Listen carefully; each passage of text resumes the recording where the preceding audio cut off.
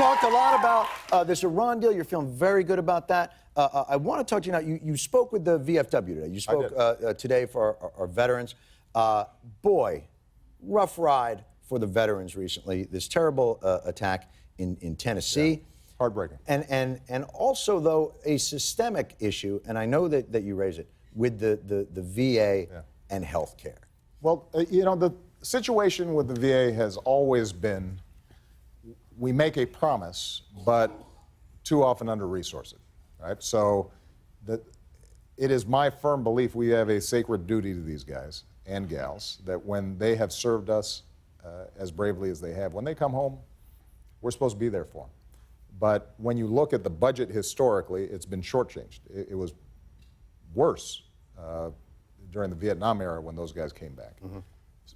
We've been able to systematically add additional resources to the VA, but you still have this massive structure with millions of people being served. And what we're having to do is just systematically work through some of the challenges of a big, creaky bureaucracy. You know, when we had that problem with waiting lists, folks were still taking appointments down on paper. And when you've got millions of people who are needing services, it just doesn't work anymore. So we've now been able to cut down on waiting times, reduce the backlog for disability claims by about 80%. But we also have more and more people coming in. Right. You know, we allowed folks who had symptoms of Agent Orange for the first time to be able to make claims. That added a couple 100,000 people. As we end two wars, folks come back. So we actually now have about 2.7 million more veterans seeking services. And if the amount of resources doesn't change, then they get shortchanged. So we've got to do efficiency work on the VA, but we also have Congress to get out from under this sequester, this idea that we just make blanket budget cuts, that somehow that's going to improve our economy. And the very same folks who are going to cut services are the first ones then to say, why is it that folks have waiting time so long? So it's... But the waiting time issue, to be fair, it happened far before the sequester. And maybe it brings up sort of a larger issue, which is, you know, given, okay, there is a party that believes that government does not have as large a role to play in our lives as the party that you are with. Right. Which means it's incumbent maybe upon that party, the one that you are with, to demonstrate how that will work in the 21st century. How can government be agile? And with the VA, it seems to speak to a larger issue. You came in office in 2009 explicitly saying this is unacceptable. Right. They spent $1 billion trying to get interoperability between those DOD and VA. Right. Couldn't do it after 5 years. Yeah. Went back and said, let's do it separately. Yeah. More money, that didn't work. Now they're back. The VA's got a pretty good system, waiting for DOD. Right. They're not even gone out yet with an $11 billion contract. Yet, so when you're running for office, I'm really boy, you know where everybody is, and the emails. So this is what happens. There's a couple of things I'll say. Number one, government works better now than it probably ever has, given what we ask it to do. Okay. And across agencies, there have been all kinds of reforms and improvements, and people there work hard, and they care about this stuff deeply. But what is true is, if you have a government that was built on 1930 models, and it's not updated for decades, then there's going to be a gap in terms of what it is doing now relative to what some other folks do. And IT is probably the biggest example of that. We're having to completely redesign how the government purchases IT services, how it does digital, from soup to nuts. And part of it is that the way that it's historically been set up is that you have these specifications that are this thick. When I'm on a campaign and I'm setting up my internet operations, I got 4 guys in T-shirts in a room, and they're figuring out, how do we do this thing? And that's not how the government's set up. So it's slow, and it doesn't function properly. You asked me what I want to do over the next 18 months. a lot of this stuff does not require Congress. It requires us bearing down and figuring out how it is that we can revamp these systems, and we've done it successfully in certain areas. But when you got 2 million employees, then there are going to be places where this slips. But that, I think, to some extent, that's the point. Is you got 2 million employees, and you want this to be agile. The VA system, boy, this is, you can't find a better issue politically. You can't find you'll find almost unanimous agreement that we have failed these veterans, and unanimous agreement that we need to do better. Yet 7 years into it, we have not been able to demonstrate the agility. No. Waiting times are going back up. They're going back up 50%. The reason they're going back up is I just told you got 2.7 million new folks coming in. When you start a lot of wars, hold on a second. It's going to add people. Hold on a second. Here's the general point. We ask our government to do things that other folks don't want to do because you can't make money at it, because it's not profitable. And so we want government to help make sure that kids get opportunity. And they have to reach the toughest to reach kids, the kids that the private schools generally screen out. We want to make sure that we are serving our veterans, including the oldest, poorest veterans. There's not a lot of money in doing that. And so a lot of times people will say, well, why isn't this happening as quick, as fast? If we're under-resourcing our government and not staffing it the way it needs to be to do everything that's done, then we shouldn't be surprised that there are going to be gaps. When I came into office, my measure was, can we make stuff a lot better than it has been? And it is a lot better. Don't let perfect be the enemy of good. You know, well, part of the problem is I think that we have a tendency to. I'll give you an example. When there was that problem with the IRS, everybody jumped, including you. What happened with the IRS? Look, you got this back office, and they're going after the Tea Party. Well, it turned out no. Congress had passed a crummy law that didn't give people guidance in terms of what it was they were trying to do. They did it poorly and stupidly, but that becomes. But you really do have only a year left. That's unbelievable. But throwing it out there. No, but hold on, John. This is important. But the truth of the matter is that there was not some big conspiracy there. They were trying to sort out these conflicting demands. You don't want all this money pouring through non-for-profits, but you also want to make sure that everybody's being treated fairly. Now, the real scandal around the IRS right now is that it has been so poorly funded that they can't go after these. But that's recent as well. They cannot go after these folks who are deliberately avoiding tax payments. And the real scandal is a tax code where multinationals can pay zero taxes making massive profits. So we tend to get distracted by the fact that there are going to be elements, because government is a human enterprise, where somebody somewhere is screwing up at any given time because it's a huge system. Overall, it works really well to help a lot of people. What is scandalous is the fact that we are not making as much progress as we should on the basic things that we know government should be doing. Rebuilding our infrastructure, rebuilding our roads, rebuilding our ports, setting up a smarter system for distributing energy, making sure that we're investing in early childhood education. And so you're absolutely right that part of my job for the last 7 years and part of my job over these this last year coming up is to continually improve and make sure the government is functioning as well as it could. But you can't use that as an excuse for the big structural problems that we're facing right now that are not being addressed. Typically, those have to do with the fact that the political system is broken as opposed to because government can't work properly. See, that's what I want to get to, is that vision of what 21st century government looks like outside of the politicization of it. How do you govern and do the services that you're talking about whilst being in that situation? And if it's four guys in a T-shirt, isn't there an executive action that can cut through? So here's what we did. Yes. You're the commander-in-chief. After the healthcare.gov fiasco, we brought in an entire team of guys basically volunteering their own time from Google, Facebook, Right. guys in T-shirts. They're not wearing T-shirts now. They are dressing up a little bit, although not that well. Understood. And we have created what we're calling the U.S. Digital Services.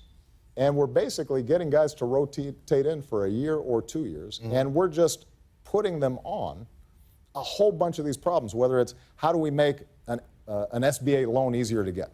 How do we make sure that this agency is more customer friendly? How do we make sure that people can go to one website instead of 16 to find out the information they need?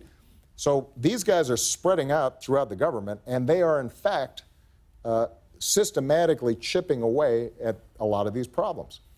And I think we will be, by the time I leave here, we're going to be able to say that government is working much better, much more efficiently, much more customer friendly than when I came into office. It's interesting, though, it frustrates you, because I can tell, as we're talking, you're having a nice time, you're talking about the Iran deal.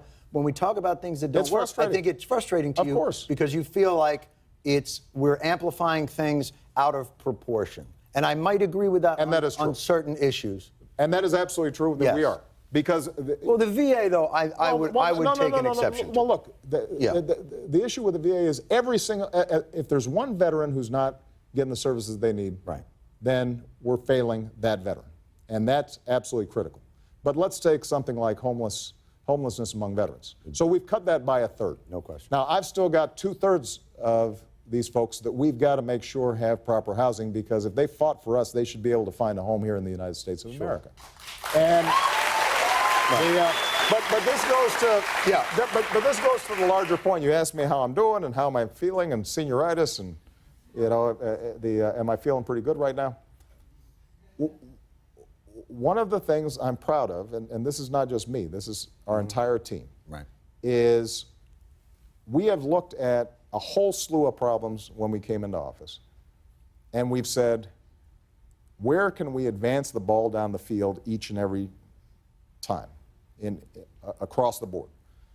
And we don't score a touchdown every time, but we move the ball forward. Do you feel like you've hit the metrics that you wanted to hit, even within? You're always going to fall short, because if you're hitting your marks, that means you didn't set them high enough, right? So on healthcare, am I being unreasonable to you? Am I being unfair in suggesting that in this one instance, government failed to address a problem in an appropriate time frame, failed to do it? I think you are being entirely fair.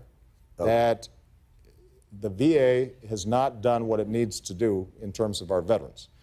That is something that built up over 50 years. And the question then becomes, whose fault is it? No, I don't. No. I thought that was the question. No, the question is, how do we set the right benchmarks so that we know we're making progress and we're moving in the right direction? And that's true on all this stuff. Look, when we passed health care, there was a lot of complaints about, a single-payer plan would be better, or we need a public option, or their whole range of possibilities. And a lot of those suggestions I agreed with.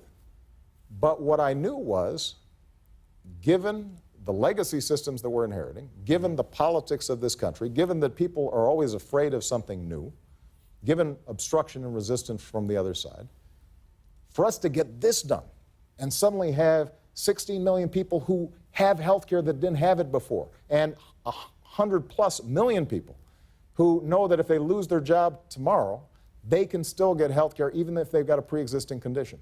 And knowing that a whole bunch of young people suddenly are able to get health care under their parents' plan, I'll take that. And going back to the Iran deal, there are people who say, well, on Iran, why didn't you just get them to completely eliminate all vestiges of any nuclear program that they have? Well, here's the reason. The reason is, A, there's no evidence that they would ever do that. B, the reason we got them to the table was because we had countries like China and Russia, even with all the disagreements that we had, we were able to organize them to focus, making sure they didn't have a bomb. And to keep that international coalition together and sanctions together, what that meant was we had to take some consideration into Iran's saving face, as they moved forward on this deal, as long as we knew they weren't going to get a bomb. And I guess what I'm saying, John, is that it's not your job to focus on what 3/4 of a loaf or half a loaf that we get. Your job is to point out what we still haven't gotten.